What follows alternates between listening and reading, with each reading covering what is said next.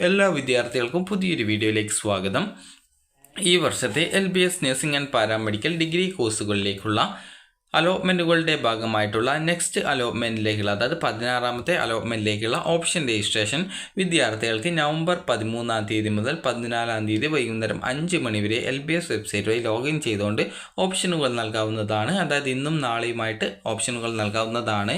വിദ്യാർത്ഥികൾക്ക് നിലവിൽ ഗവൺമെൻറ് കോളേജിലേക്കുള്ള ഏതൊരു കോളേജിൽ അലോട്ട്മെൻറ്റ് ലഭിച്ച വിദ്യാർത്ഥികളും കോളേജിൽ നിന്നും അഡ്മിഷൻ കോളേജിൽ നിന്ന് നേടുന്ന അതായത് ലഭിക്കുന്ന NOC സർട്ടിഫിക്കറ്റ് അപ്ലോഡ് ചെയ്ത് കൊടുക്കേണ്ടതാണ്. അതുകൊണ്ട് തന്നെ വിദ്യാർത്ഥികൾ നിലവിൽ ഏതെങ്കിലും കോളേജിൽ ഗവൺമെൻറ് കോളേജിലേക്കുള്ള ഏതൊരു കോളേജിൽ അലോട്ട്മെൻറ്റ് ലഭിച്ച വിദ്യാർത്ഥികളും ഓപ്ഷൻ രജിസ്ട്രേഷൻ സമയത്ത് NOC അപ്ലോഡ് ചെയ്ത് കൊടുക്കേണ്ടതായിട്ട് വരും. ചില കോളേജുകൾ LBS വഴി തന്നെ NOC ഇഷ്യൂ ചെയ്യുന്നതുകൊണ്ട് നിങ്ങൾ അങ്ങനെ വരുന്ന അതായത് നിങ്ങളുടെ ആ ഒരു ഓപ്ഷൻ രജിസ്ട്രേഷൻ പേജിൽ NOC ഇഷ്യൂഡ് എന്ന് പറഞ്ഞുകൊണ്ട് കാണാൻ പറ്റും. അപ്പോൾ അങ്ങനെയെങ്കിൽ നിങ്ങൾ പ്രത്യേകിച്ച് വീണ്ടും NOC അപ്ലോഡ് ചെയ്ത് കൊടുക്കേണ്ടതില്ല. അതുപോലെ NOC അപ്ലോഡ് ചെയ്ത് കൊടുക്കാനുള്ള ഓപ്ഷൻ വെബ്സൈറ്റിലെ ഓപ്ഷൻ രജിസ്ട്രേഷൻ പേജിൽ ഉണ്ടായിരിക്കുന്നതാണ്. അതുപോലെ തന്നെ വിദ്യാർത്ഥികൾ ശ്രദ്ധിക്കേണ്ടത് 15ാമത്തെ അലോട്ട്മെൻറ്റും സ്പെഷ്യൽ അലോട്ട്മെൻറ്റുമായി ബന്ധപ്പെട്ട് നിങ്ങൾക്ക് അലോട്ട്മെൻറ്റ് കിട്ടിയിട്ടുണ്ടെങ്കിൽ അതിൻ്റെ ഫീ പേയ്മെൻറ്റും അഡ്മിഷൻ നേടേണ്ട ലാസ്റ്റ് ഡേറ്റ് ഇന്നാണ്.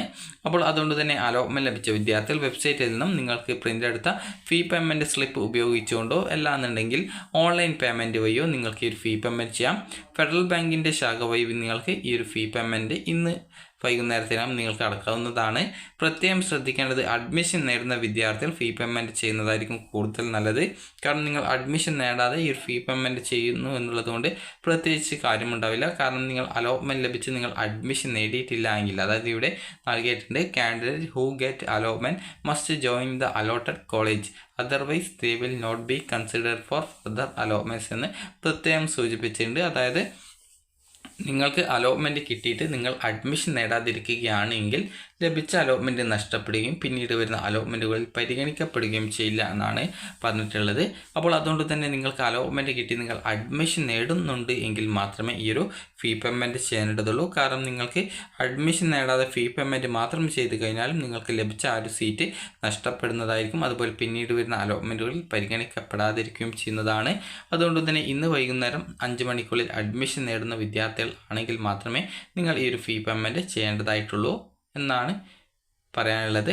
കാരണം നിങ്ങൾക്ക് ഫീ പേയ്മെൻറ്റ് ചെയ്ത് കഴിഞ്ഞാൽ നിങ്ങൾ അഡ്മിഷൻ നേടാതിരിക്കുകയാണെങ്കിൽ പിന്നീട് ഒരു അലോട്ട്മെൻറ്റ് പരിഗണിക്കില്ല, കിട്ടിയിട്ടുള്ള സീറ്റ് നഷ്ടപ്പെടുകയും ചെയ്യും. അതുപോലെ തന്നെ വിദ്യാർത്ഥികൾ ശ്രദ്ധിക്കേണ്ട പ്രധാനപ്പെട്ട കാര്യം ഈ ഒരു അലോട്ട്മെൻറ്റ് ലഭിച്ച കോളേജിൽ നിങ്ങൾക്ക് അതായത് സാധാരണ വിദ്യാർത്ഥികൾ ആ ഒരു രീതിയിൽ അഡ്മിഷൻ എടുക്കാതിരിക്കാനുള്ള കാരണം എന്ന് പറയുന്നത് അഡ്മിഷൻ സമയത്ത് സെൽഫ് ഫിനാൻസിലാണ് കിട്ടിയതെങ്കിൽ ഏകദേശം 81,000-ഓളം രൂപ അഡ്മിഷൻ സമയത്ത് തന്നെ അടക്കണമെന്ന് കോളേജ് പറയാറുണ്ട്. അതുകൊണ്ടാണ് ആ ഒരു അഡ്മിഷൻ എടുക്കാനൊക്കെ ഒരു തടസ്സമായിട്ട് വരുന്നത്.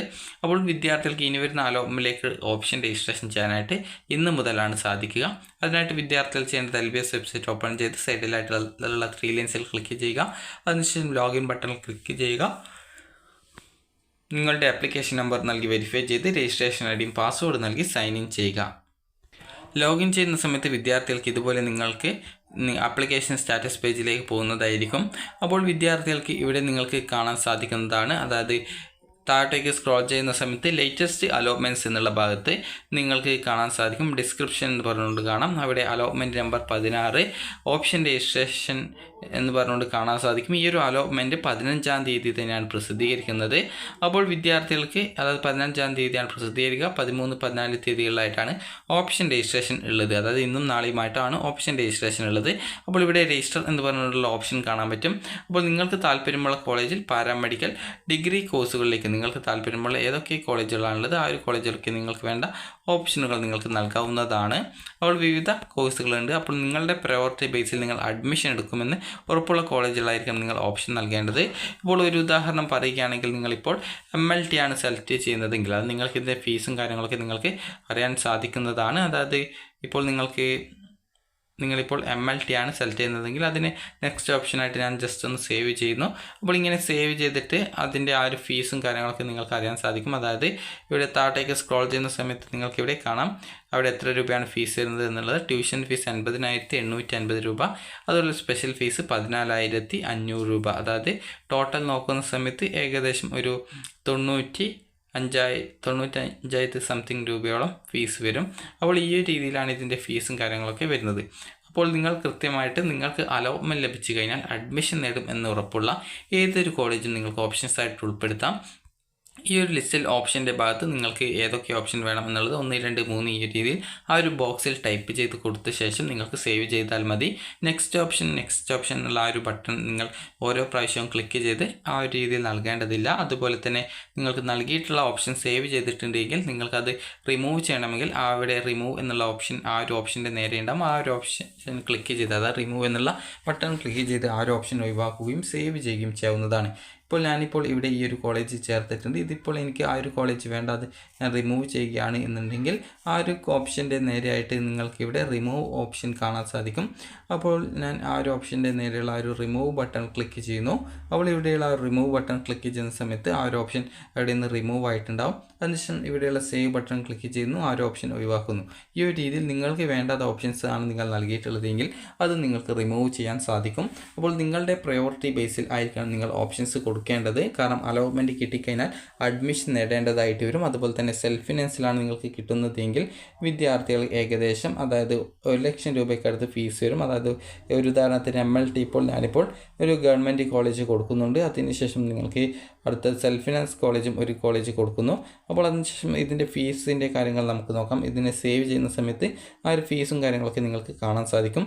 അതായത് ഗവൺമെൻറ് കോളേജ് ആണെങ്കിൽ 20,860 രൂപയാണ് ഫീസ് വരിക. അതുപോലെ തന്നെ സെൽഫ് ഫിനാൻസ് ആണെങ്കിൽ നേരത്തെ പറഞ്ഞതുപോലെ ഏകദേശം ടോട്ടൽ സ്പെഷ്യൽ ഫീസ് ഉൾപ്പെടെ 95,000 സംതിങ് രൂപയാണ് ഫീസ് വരിക. അപ്പോൾ അതുകൊണ്ട് തന്നെ നിങ്ങൾക്ക് അലോട്ട്മെൻറ്റ് കിട്ടിക്കഴിഞ്ഞാൽ അഡ്മിഷൻ നേടാൻ പറ്റും എന്ന് തോന്നുന്ന ഏതൊരു കോളേജും നിങ്ങളുടെ പ്രയോറിറ്റി ബേസിൽ ഓപ്ഷൻ നൽകാവുന്നതാണ്.